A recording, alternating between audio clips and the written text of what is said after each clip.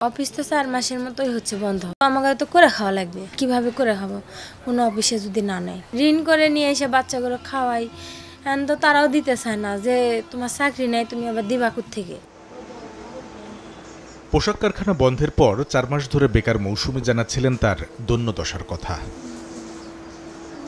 এরই মধ্যে সংসার ব্যয়ের চাপ মাথায় নিয়ে রাজমিস্ত্রি হয়ে গেছেন তার স্বামী পোশাক শ্রমিক মনিরুল ইসলাম। এমনিতেই দৈনিক তার কাজ জোটে না, এর মধ্যে আবার মাঝে মাঝেই বাগড়া দেয় প্রকৃতির বৈরিতা।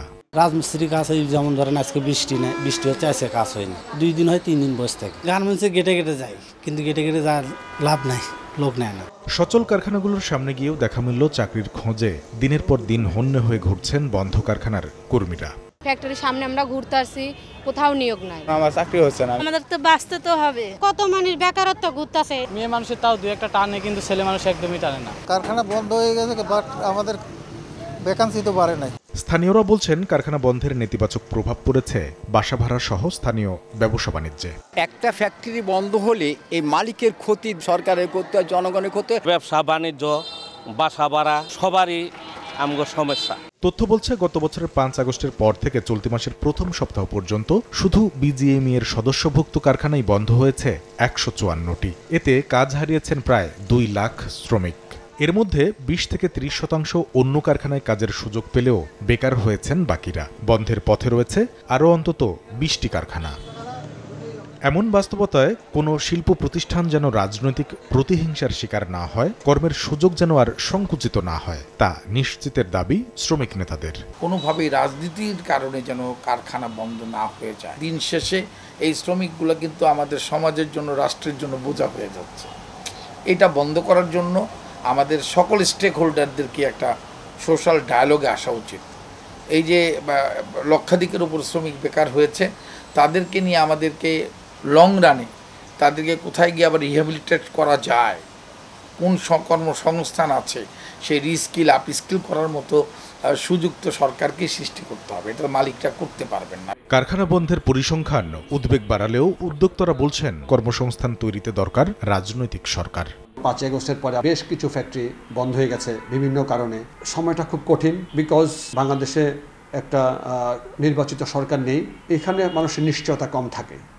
আপনি যতই ভালো থাকেন না কেন, ভালো বোঝাতে চেষ্টা করি না কেন, কিন্তু বিশ্ব জানে যে এখানে কোনো স্থিতিশীল সরকার নেই, যে কোনো টাইমে পরিবর্তন হতে পারে, যার পরিপ্রেক্ষিতে তেমন কোনো ইনভেস্টমেন্ট আসছে না।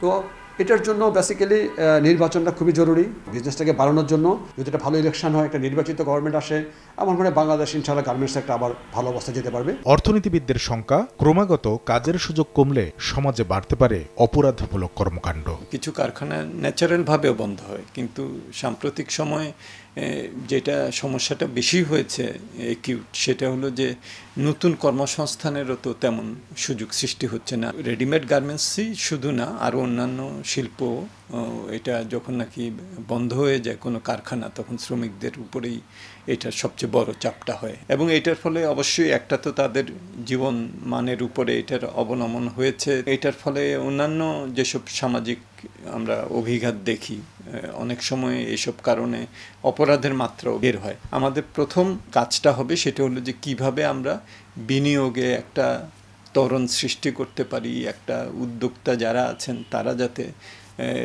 কলকারখানা নতুন প্রতিষ্ঠা করতে পারেন, যেগুলো আছে সেগুলোর ক্যাপাসিটি বাড়াতে পারেন, এরকম একটা পরিবেশ, ব্যবসা পরিবেশ, বিনিয়োগ পরিবেশ আমাদের সৃষ্টি করতে হবে।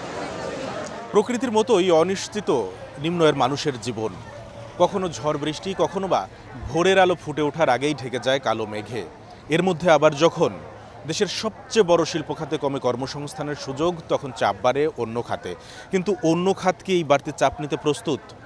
এমন প্রশ্ন সামনে এনে রাজনৈতিক দূরদর্শিতা ও অর্থনৈতিক প্রত্যাশাকে এক বিন্দুতে মিলিয়ে কর্মপরিকল্পনা সাজানোর তাগিদ দিচ্ছেন সংশ্লিষ্টরা। কামরুল হাসান সবুজ, সময় সংবাদ, আশুলিয়া, ঢাকা।